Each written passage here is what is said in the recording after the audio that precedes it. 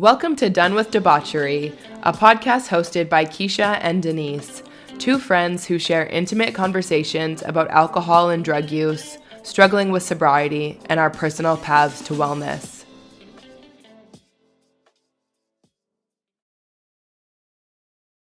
Hi.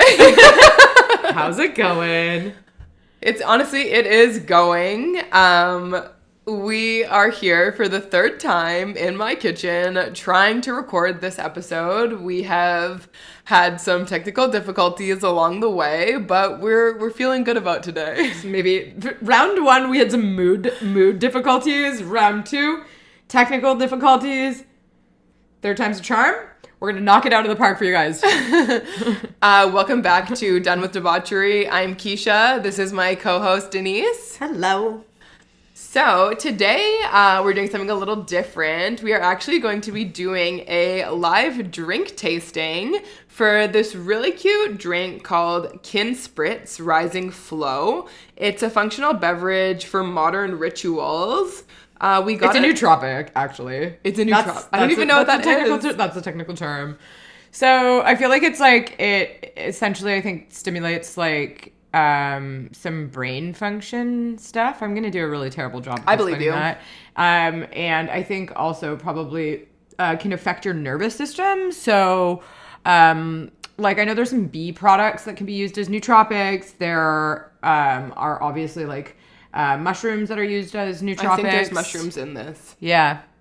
Yeah, it's an adaptogen. So yeah, it's essentially assists your body to adapt stress in your nervous system, and it's going to stimulate some brain function for us, I think. I'm reading the important facts on the side, and they're making me nervous.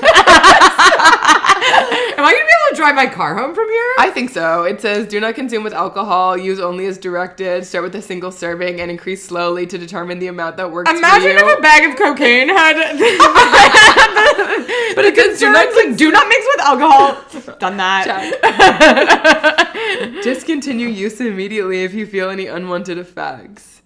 Okay, it's honestly fine. We've been through enough. We're not going to have an anaphylactic reaction to, so it's ready to drink, mind your mood, and it contains caffeine, so I'm just going to open it here. It's like that meme, have you seen it, of people like, they're in like a nightclub, like taking drugs from a stranger when they're in their 20s, and then you're like literally in your 30s, for me, in my 40s, looking at the side of a container of Advil, being like, can I mix this with my vitamin B12? Like, we're gonna be okay. Actually. Okay, here we go. Do you want to smell it? I can wait till it's in the glass.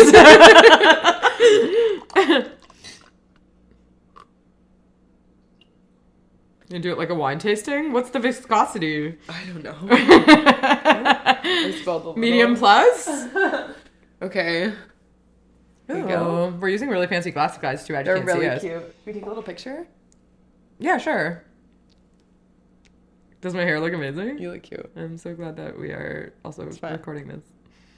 Okay. Cheers. Cheers.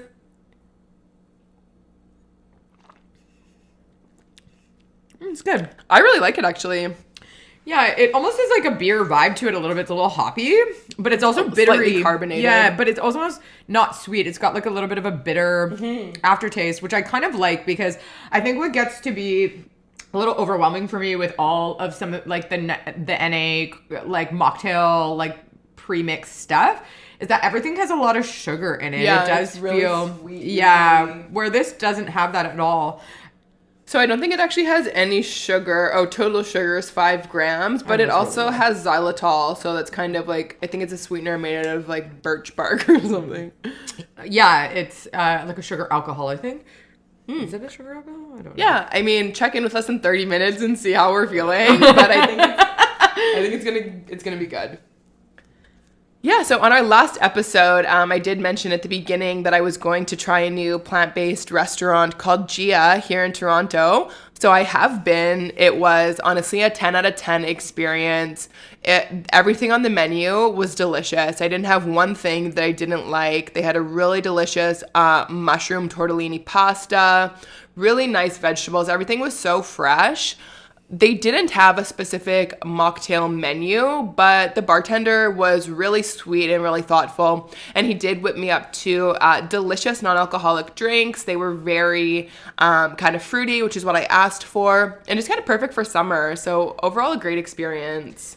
I love that. And I think it just goes to show that, you know, don't be shy. Like, if you don't see options on the menu, like most restaurants want to be accommodating. If you just speak ask, your truth, you just gotta ask. Like, yeah, you shouldn't feel shy about it, because had you been feeling like a little uncomfortable, like to ask A, maybe you would have been like, fuck it, I'm just gonna have alcohol. Yeah. Or B, just like drank water and been like disappointed the whole time. Yeah. You know? So if you don't ask, you don't get. And while we were waiting for our table, they actually sat us at the bar, which I kind of have mixed feelings about. Like, I don't always like to watch all the drinks being made, but it did give me a chance to like chat with the bartender and kind of like communicate like what I wanted without alcohol. And then when we actually were sat at our table, like he knew like, okay, this is going to her and like this is what she likes. So he already had an idea of what to make me. Yeah, that's interesting, because we sat at the bar at Julietta in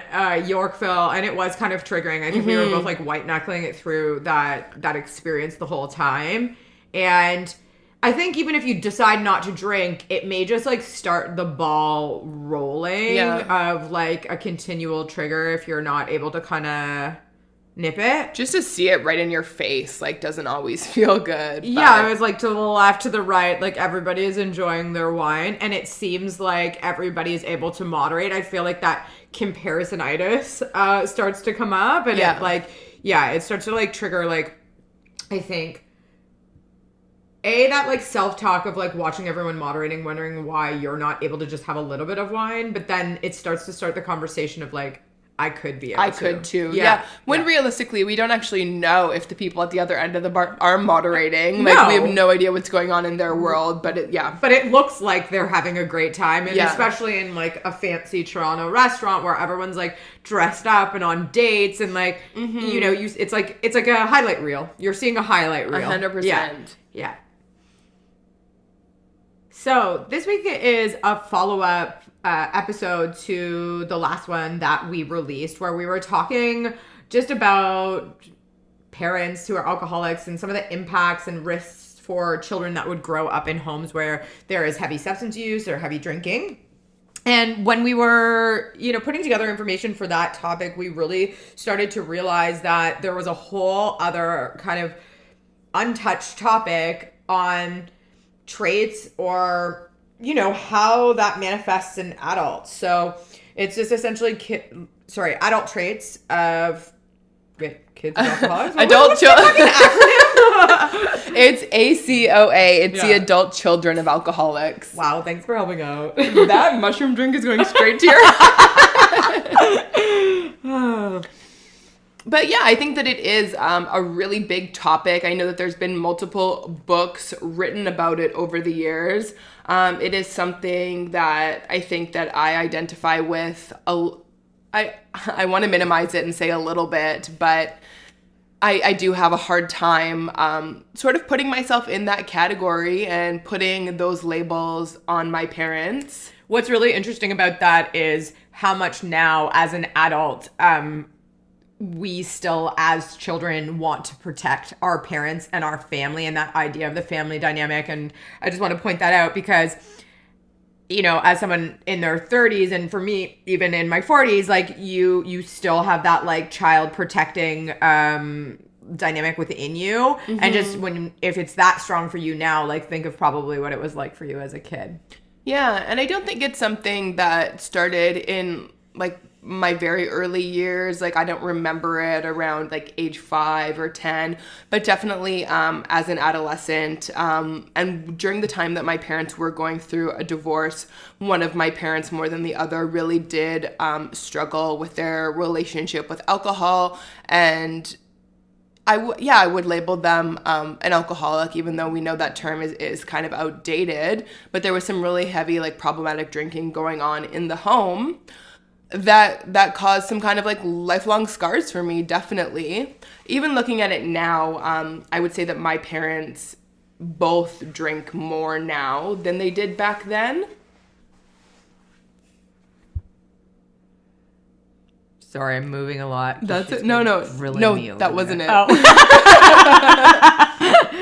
No, I just feel like I'm trying to be careful with how I phrase things. Yeah, I think that's fair. I know that one of my parents, like, does listen to the odd episode here or there, and I don't want it to come across like I'm pointing fingers or like I'm saying that they did anything wrong. No, and I don't think that any of our content or episodes are meant to make people feel poorly, whether they're parents with children and they're considering the impact that may have on their kids, or they're, older and they have adult children and then they're like, looking at maybe the impact that their behavior had on them, because it's really just bringing awareness around it. Because I think a lot of the traits or symptoms that show up are very common mental health challenges like anxiety, depression, issues with personal relationships, or anger.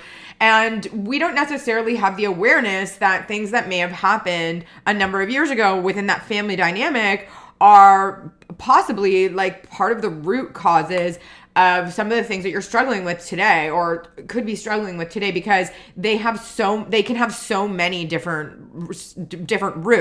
Mm-hmm. And I think the idea behind bringing awareness to things is so that you can start to unravel them, so that there isn't this like generational impact or effect where the cycle continues, when you choose to have children, or with the children that you choose to interact with, or if you want to address your anxiety or your depression or your anger, or so on and so forth. And so it really is from a growth mindset, not from a blame place. Yeah, you're right. You're definitely right. And I have experienced, I feel like a lot of those like mental health challenges over the years, and it's only recently, probably in the last, like, I would say like 3 to 4 years as an adult in therapy, that I've been able to kind of like uncover some of those causes. And a lot of them do come back to those formative years with a drinking parent and some of the things that came up at those times. Yeah, and I think our parents' generation versus our generation has a lot less information, and there seems to be like a lot less focus on, how your body responds to managing stress and the importance around mental health, and the structure and the function of the brain. And I think more like compassion, active listening. Like, I very much grew up in a household where like we would still get sent to our rooms, and there definitely was some physical punishment and things like that. And that was very much the mentality in the 80s. It was, I think, normal to some degree. And I do think all of those things can have a negative impact on children all the way through to adulthood. But it wasn't the norm at that time. Yeah, and I think that a lot of the traits that we see in children that are coming out of these households are consistent with the traits that the adult children of the alcoholic have. So whether that's like the approval-seeking behavior, the difficulty maintaining personal relationships, being really harsh in judgments of themselves, like that does carry on. So like those small behavior changes, I feel like just compound over time into adulthood. Yeah, and I think there's such a bio-individuality between people as well, where one child may not be affected the same way as another one. And I think you even kind of see this in siblings. And I know you're an only child, but I do have a brother. I relate to a lot of maybe these traits and these symptoms, but I don't feel like I grew up in a household where there was heavy substance abuse or even alcoholism. But I do feel like there were some issues with me getting my emotional needs met, and there was definitely some instability in an unpredictable environment in a number of other ways that I can really relate to a lot of these traits. But there is such a difference in the way that those things have manifested within me versus my brother. Yeah. Or at least from my visualization of his experience. Yeah. Yeah, and I think that that's normal. Every person is different. Everybody's reaction and how they cope with trauma and stress is going to show up in a different way. So while we were kind of collecting information and doing research for this episode over the last, what feels like 3 months, not actually. Never ending. I came across a book. I haven't had a chance to read it yet, but it is by Janet G. Wojtitz. She goes by Dr. Jan. I'm dying over here because you would think about the number of times we've recorded this that you would be professional at saying that name. But I've actually Googled the pronunciation so many times because I want to get it right. But I hope that that's right. And I'm so sorry, Dr. Jan. She has passed on, but I'm doing my best. But yeah, she was a best-selling author, a lecturer, a counselor, and she was also married to an alcoholic. So she released this book in the early 1980s called The Adult Children of Alcoholics, where she outlines 13 characteristics and personality traits that are really common to see amongst this group. And I've sort of pulled out, I think I have 4 here that I really felt like I identified with. Should I read them out? Yeah, do it. Yeah. So number 4 on her list is adult children of alcoholics judge themselves without mercy. So I feel like that is something that really shows up for me in a form of almost like perfectionism. Yeah, just like really high self-criticism and judgment. There's always like that little chirping voice, no matter what you're doing, that you could be doing it better. Yeah, it's never good enough. And it's like the way that I talk to myself, I would never talk to any of my friends or people that I care about that way. I had such an experience with that voice yesterday, and there is like, you almost need to bring in like an external self-resonance or like compassionate voice that oversees this criticism. But I actually really found I had this experience with this last night. I'd had a really busy day. I sat down to do meditation and I couldn't still my mind, and the whole time I was like, I should have done a longer meditation. I should have done X, Y, and Z breathing. I should have done, and this went on for the full meditation. And then after the meditation, I had this feeling that I was not doing enough. I wasn't like following up with my daily practice properly. I didn't do like a ritual component to it. And then I stopped myself and I was like, I am like fully in the criticism. I have become the criticism. I have like embodied it. I am in the story instead of being able to like kind of just like view that I'm doing that. And I think part of what's important about this trait is that you get caught in the self-criticism instead of being able to observe it, because I don't think any person is able to be free and clear from self-criticism or those thoughts popping up, but it's the relationship to it that I think is really important quality of this trait, where it becomes you, it becomes your truth, it becomes the story. Yeah. And like if you tell it to yourself enough times, like you're gonna believe it. Yeah. And it's like, interesting how quickly you become into that, and you're like looking for always those things that you could have done better. There's like a not enoughness ever. I feel that very strongly. Yeah, also me. Yeah. And that's funny because number 9 on the list is, well, I guess it's not funny, but number 9 is adult children of alcoholics constantly seek approval and affirmation. So I think it comes back to like that people pleasing, like you want to be told like, yes, like you're a good girl, like you're doing good. Yeah. Good girl. 100%. But you want to be lovable. You want to be accepted. Like, that like seeking for love and affection is such a natural human need. And it's weird because I even feel uncomfortable talking about it. Like there's a part of me that is like almost automatically like, no, I don't want to admit that I need that or I'm going after it. But you do it subconsciously, whether you want to accept that or not. And I think, a lot of those things come down to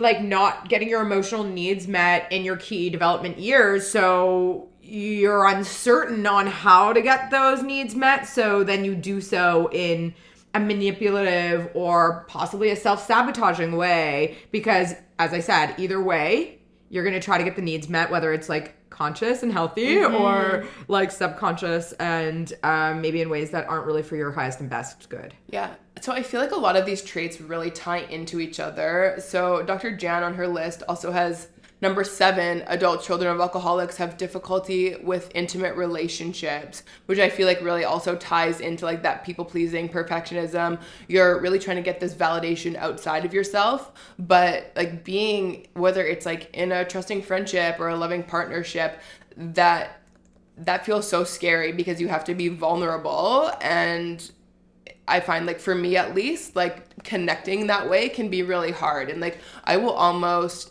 like compartmentalize and share little parts of myself with different people. I do the same thing, yeah. Because I can't bear it all to one person because it's going to be too much. I'm going to be unlovable. Like, just so many, like, little things. I think it's too unsafe. Like, you put too many eggs in the one basket, so then the pain or the likelihood of that losing that becomes too much. So what you've done is, like, it's very intelligent. I do the exact same thing. Diversified little secrets with everybody. So, like, you've shared, there's that element of connection, but you never get the true connection you're looking for. But then if one person criticizes or judges you, you already have, like, those other 3 to the side. So the pain has hopefully been minimized. But I think what happens is that, like, underlying lack of true connection or true intimacy is always there and is ultimately a larger, longer amount of suffering that you're creating, or keeps you chasing for that, like, endless amount of fulfillment. But backing up just a little bit about what you said about relationships there, and I think one thing is really important to point out is that when there is inconsistent presence, I'm going to use as the word, in the parent relationship, you know, kids learn that they cannot trust primary caregivers. And this is the first fundamental, I think, important or intimate relationship for a lot of people. And so when there is inconsistency in that relationship, it creates, like, a perfect environment to form insecure attachment. And so, you know, your brain likes certainty. You will likely be kind of, mistrusting and playing out similar relationships with your parent relationships in your adulthood. And, you know, I think a lot of things we're aware of, and then a lot of things we're not. And I think it's also like an onion where you're continually peeling back the layers. But I think kids also know when presence is slipping away, very, very organically. And I think you see that when little kids, like, ask their parents to not have another drink when they're not even that drunk. But I think there is this lack of safety that shows up in kids when they start to see a substance, or they start to feel, because I don't think they really see, I think they can sense the energetic shift 100%. in the parent, and they don't feel safe because now they can't rely on this person that they're really relying on for their life. behavior is changing slowly. I feel like it can be as simple as a lack of presence. Like, it doesn't have to be that this person is completely fucking hammered and on the ground, holes in the wall. It's just something is different now. Like, they're not as emotionally attuned, they're not as aware, they're just not with you. And I think we all see this when people are fucking around on their phone at a restaurant and you're sitting there with them and you're like, what the hell? Like, I think that's how kids probably feel, except for they internalize it when it's a parent. They think it's their fault, they think it's something wrong with them. Yeah, absolutely. Yeah, so I think that just to kind of circle back on that, but I think it's that lack of safety that really comes through, and it's that lack of safety in intimate relationships, because you probably were disappointed or hurt a little bit all the times when those needs weren't met. So you just start to build up a little bit of an armor. Yeah. I mean, I feel like I've got that for sure. Also me. So I don't think you're alone. I think a lot of people do. Yeah. And I think what that leads to, and I think that's one of the other points there, is an inability to know what your needs are, how to communicate them, and then to create boundaries around them. And I really relate to all of those 3 things as well, of not knowing what I need, when to draw the line with somebody. I'm always trying to consider other people's feelings over my own. And, you know, that's put me in a lot of very uncomfortable situations that haven't been okay for me. Yeah. Yeah. And I guess so the last sort of point I've taken from Dr. Jan's list before we move on is the final one, which is number 13. Adult children of alcoholics are impulsive. They tend to lock themselves into a course of action without giving serious consideration to alternative behaviors or possible consequences. This impulsivity leads to confusion, self-loathing, and loss of control over their environment. In addition, they spend an excessive amount of energy cleaning up the mess. It's really interesting what you just said about impulsivity and the energy spent around cleaning things up. I relate to that so much on so many different levels. Doing something, whatever it fucking is, knowing that I shouldn't be doing it, but proceeding to barrel through it full force. And that could even be like a binge drinking episode. Like, it's really like what comes to me. It's like, should I go out? Should I not? I know I shouldn't. I fucking am like, fuck it, I'm doing it anyway. But then the amount of cleanup that you have to do for the next like 24 to 48 hours if you acted like an asshole and have to apologize to people or fucking lost your keys or like you're not in a good place to left go your to credit work. card at a bar. Like, you know, I could think of 1,000 things. Yeah, you're not okay to work, so then you can't work one day and you have to clean it up the next day. It's so interesting because I think sometimes we're like choosing these behaviors and this impulsivity because we can't look at whatever's going on for us at that time. And I feel like that cleanup is like part of the avoidance strategy. It's not just the impulsive behavior that we decide to do. Like, and for me, I'm going to use that binge drinking example that takes up a certain amount of time. But I do feel like then the cleanup is its own avoidance strategy because it's so intense that you can't do anything else or face anything else. Yeah, you can't focus on all the things that you actually had on your to-do list that are maybe things that are a little scary to you. You just cancel everything. It's like you cancel can't everything. do anything. Yeah. 100%. Yeah. I feel like I am very, very impulsive in certain places and then extremely rigid when it comes to other things. So like on my impulsive parts, like I think that I've gotten all the tattoos I have, which is like 4, on a whim. Like literally walking in off the street, I got a tattoo on a second date. I think I mentioned that before. Not matching again, not matching. I got my own tattoo.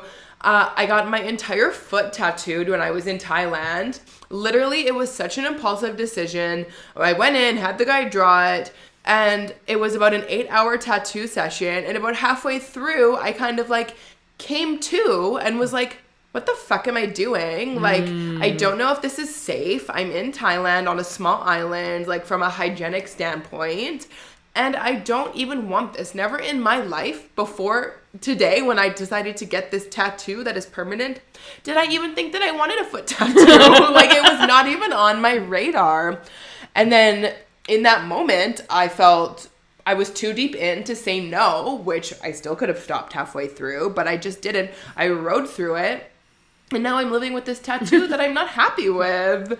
But then I can be extremely rigid in my decisions, like from something so small as to like buying a certain dress. I will send the link to 3 different people, get their feedback on it, understand what colors they think I should get, and still make my own weird decision at the end of it that is not related to any of the feedback that I got. I do the same thing, like looking outside of yourself instead of just like making a decision that's right for you. And my other toxic trait is that I also ask people that aren't going where I'm trying to go. So if it's like a big personal decision, let's say about like a career path or even a relationship, I'd probably ask somebody that has in my view, because like now I'm labeling it, but a totally fucked up relationship that I don't have, you know? My I don't neighbor. Yeah, 100%. I asked one of Keisha's neighbors who might be like an extreme partier for relationship advice at 3 a.m. Yeah, he's totally an addict. Obviously, while I was on drugs, asking for relationship advice, and then it's like, I was like... Also career advice. crushed by what he told me, and then it's like the next day I woke up and I'm like, why, you know, why am I now taking that advice into account? But you know what, it comes back to that not knowing what's right for you, not knowing your needs, and I think it just goes to show how important establishing that within children is, because it plays out in the most simplest of decisions, like fucking should I put oat milk in my coffee, should I get the green dress or the purple dress, all the way through to like not being able to decide if a relationship or a career path or anything like that is okay for you or not. And I feel like for me it manifests in not being able to make a decision, being in uncertainty, and only not creating any intentional path or path with desire in my life, and only in this reacting place of, I don't know, just doing whatever comes to me. Yeah, I think it comes down to a lot of like self-esteem and confidence in your decision making, Yes. which I think is something that I lack. Yeah. And it's like I'm so opposed to making thoughtful decisions because I'm so worried I'm going to choose the wrong thing. And have to deal with the consequences Yeah. of it. Probably because you've been spending fucking 45% of your time on cleanup. Actually. Because you make bad decisions. Because I you're make impulsive bad And you don't know what decisions. your needs are. And even if you do know what your needs are, you're fucking like, I don't care, I'm still doing it anyway. Because you're also chasing dopamine. And I think you said something really important about like the tattoo thing. And I think part of the reason why this particular population of people tend to be impulsive is that I don't think they established healthy pleasure pathways, and their dopamine levels are affected as children because there is so much uncertainty in their household. And so you are like wired to go for these like impulsive hits of stuff. And there is like a rush. I think you almost leave yourself, do something fucked up. There's like a rush, and then there's the cleanup. Yeah, right? it's almost like you're riding a wave. It's almost like the Amazon Prime effect. Like I'm I love that. Truly, it's like I'm gonna like make that impulsive decision. It's gonna be here tomorrow. Yeah. I'm gonna get that rush. Yeah. But if it was like, okay, like yeah, we'll get it to you in 2 weeks, I'm not gonna order it because I know that I don't actually need it and I'm not gonna want it in 2 weeks. Exactly. Yeah. Like if you actually had that amount of time. To sit with the decision and what actually is the consequence of making this decision and how is it going to play out in my immediate and long-term future, I would be making totally different choices. Yes. And I think once you start to establish that habit of not understanding your needs, like you start to not respect your own boundaries, which if you keep crossing that line with yourself, you start to deplete your own self-trust and self-esteem. Yeah. Like everything is so related and tied to each other that they almost all are correlated. Mm-hmm. Yeah, I think so. And with that, there's also, I think, a big tie-in to like relationships, like especially like romantic ones. Like I have a hard time, I think, maintaining healthy long-term relationships. I'm very much like not intentionally, but in this mindset of like that leave before you're left, or like hurt the person before they have a chance to hurt you. So I'm not able to be vulnerable and really like give myself to these romantic relationships. Kind of that same breadcrumbing of giving different secrets and different information to different people. It does show up for me romantically as well. Yeah, I can really relate to that, and I feel like I'm not great in intimate relationships like that either. I'm single at this point, and I think that actually feels like a source of shame almost. Like I hate telling people that I'm single at this age because it almost feels like it's like this visibility of everyone can see that there's something wrong with me. Like that question of people being like, well, when are you gonna get married? Fucking drives me absolutely nuts. I feel like it's always old family members that ask it, and it's just like, fuck off. Yeah. But yeah, no, I feel the same way. And it's like anybody that is like available and present, even when I think back to some of my like relationships when I was younger, I would self-sabotage the whole situation. Probably after like the second date, I would be like, this makes me feel so uncomfortable. With somebody who is actually like safe and kind. Yeah. Like I remember I went on this date. There's like this one person that sticks out for me. He was a super nice guy. I think he actually started Lava Life. What? Yeah. At the time, but it was so like in the beginning stages at that point in time. And we had gone out for a walk, and I was such a raging partier at that point in time. Obviously, he was like, it seemed to me, normal human that wasn't raging, partying, was starting like a business. I remember the next day he sent me fucking flowers. I could not receive like nice, positive feedback from somebody. It made me feel so uncomfortable. I don't think I ever spoke to him again. And when I think back, I'm like, fuck, I was such an asshole, but I didn't have the capacity to receive like kindness. Like I feel like you didn't deserve it. I think subconsciously, yeah, like it just made me feel so uncomfortable to be able to be like, oh, that made me feel good, or like have somebody have like feel positive things towards me, that I was like, I'm sorry. I'm really busy chasing after this guy that is like cheating on me constantly, is a complete dick to me, is like, you know, all these other, like, not giving me attention, all these other things. There's such an unhealthy relationship that I could only deal with that because I felt so much more comfortable with instability and unhealthy relationships. And that is something that I came across when I was doing my reading, that a lot of like adult children of alcoholics, or I think even people who have maybe like experienced like some sort of like trauma, or like you mentioned, like emotional needs not being met as a child, is their selection in partners is choosing people who you want to fix them, or they may need to be rescued, and you want to take on that role of like changing this person to save them, where at the same time, like, you're completely giving up, again, like, your personal needs and the things that you need to have met. Yeah, exactly. And I think when you have low self-esteem or low self-worth, like, you don't feel like you deserve more. And if anybody makes you feel outside of that belief system that you're holding, I feel like you immediately just self-sabotage it. At the time, I didn't understand what I was doing. Like, I, you know, can look back and reflect on it and have, like, great awareness. But at that time, you know, I was just like, no, I don't like him, blah, blah, blah, blah. Yeah. Like, you know, and just. He's so clingy. Yeah, like, I was like, oh my God, that's just too much. Can you even believe he sent me that after first date? I feel like I was the same way. Yeah, and you know, now as a partially mature adult, I'm like, I can totally see the emotions that it was causing me to feel really uncomfortable. I didn't know how to deal with it, and so I was just like, and we will be ending this right now. But what I did feel comfortable with is people like shaming me, or, you know, making me feel the way that I believed that I deserved to be treated. And you know what, I'm definitely not free and clear of this at this time. I still feel very uncomfortable in intimate relationships with men, and I tend to still give time to people who are not available. And it's not as toxic maybe as it was, but I do tend to chase after people who aren't present, and, like, you know, maybe using drugs and alcohol, and like there's something about that I find comfortable.